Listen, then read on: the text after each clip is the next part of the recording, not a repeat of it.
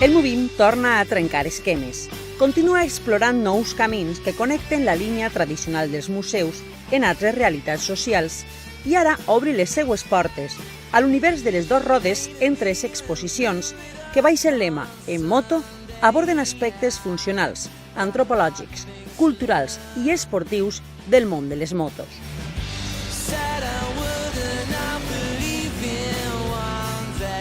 Esta proposta expositiva de la Diputació, que radiografia l'evolució de grans marques esportives del motociclisme en terres valencianes, les primeres carreres i la rellevància de pilots com Tormo i Espart, presenta aquestes 3 exposicions. Gas al museu, històries de motocicleta i de bike riders, traçant una particular història de motorització en clau valenciana. Todo nuestro museo, todo el Movim dedicado a la historia de la moto. Una exposición en la sala baja que habla de la historia de la moto desde el primer prototipo de 1885 hasta nuestros días, hasta los prototipos más modernos, pasando por las motos institucionales, pasando por las motos de ejército, pasando por un montón de tipos de motocicletas diferentes.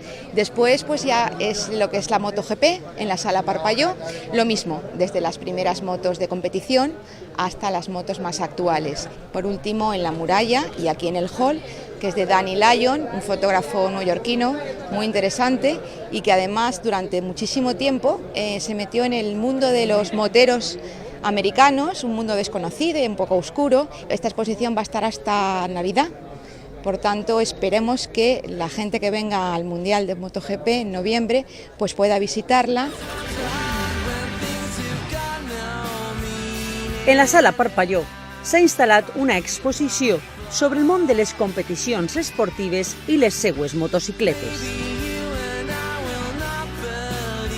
Gas al museu realitza un recorregut pels herois de les primeres carreres en els inicis del passat segle XX, l'enginy dels durs temps de la postguerra i el prestigi de l'esport del motociclisme a València i Espanya.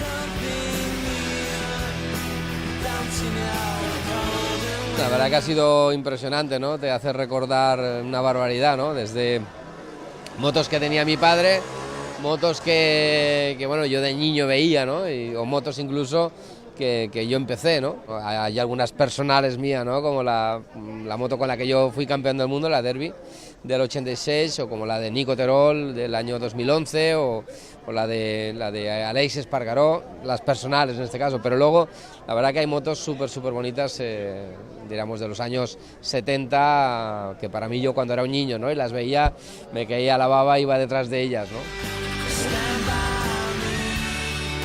Històries de motocicleta es troba en 3 espais: la sala Alfons Roig, la sala alta i en l'àmbit expositiu de la muralla i la Torre Ara.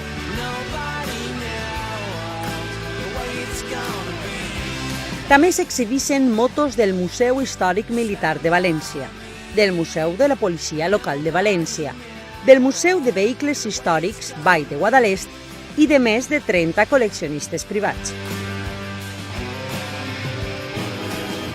Jo tinc motos que tenen de particular que són rèpliques de motos de carreres autèntiques, però sí hi ha verdaderes joies per l'edat, per la història, hi ha joies, hi ha una barbaritat.